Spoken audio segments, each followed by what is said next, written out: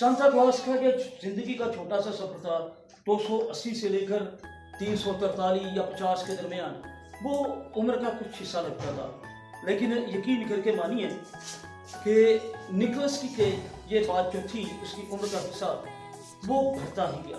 Nicholas ने उस वक्त खिदमत का आगाज़ किया जब हर तरफ बाबेला था और रोमन एम्पायर थे और रोमन एम्पायर के कवानीन चलते थे।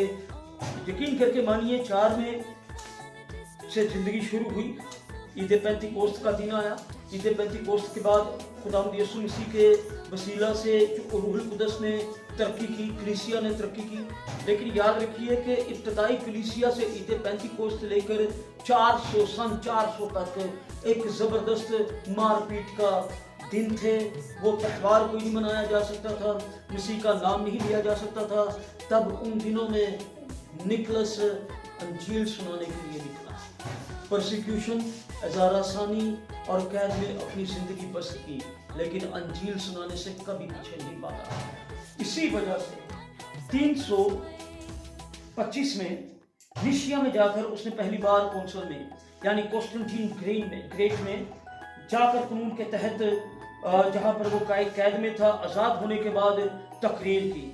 बिशप बनाया गया, उसको मारा गया और सांचा को एक ज़बरदस्त तहरीक मिल गई, एक नया प्लेटफॉर्म मिल गया बिशप बनने के बाद, क्योंकि उसे मुकद्दस का दर्जा तो मरने के बाद मिला। लेकिन ये आसान ना था,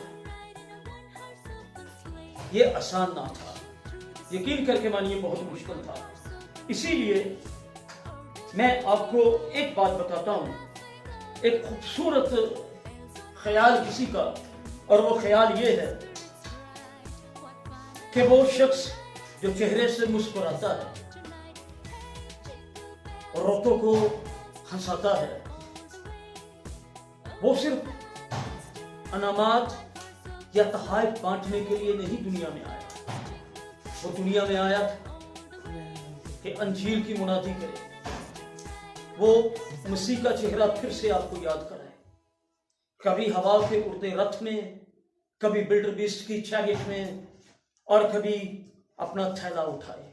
लेकिन यकीन करके मानिए दिलों में बसने वाला ये किरदार ना कभी मरा और ना कभी मरेगा। खुदा आपको बरकत दे।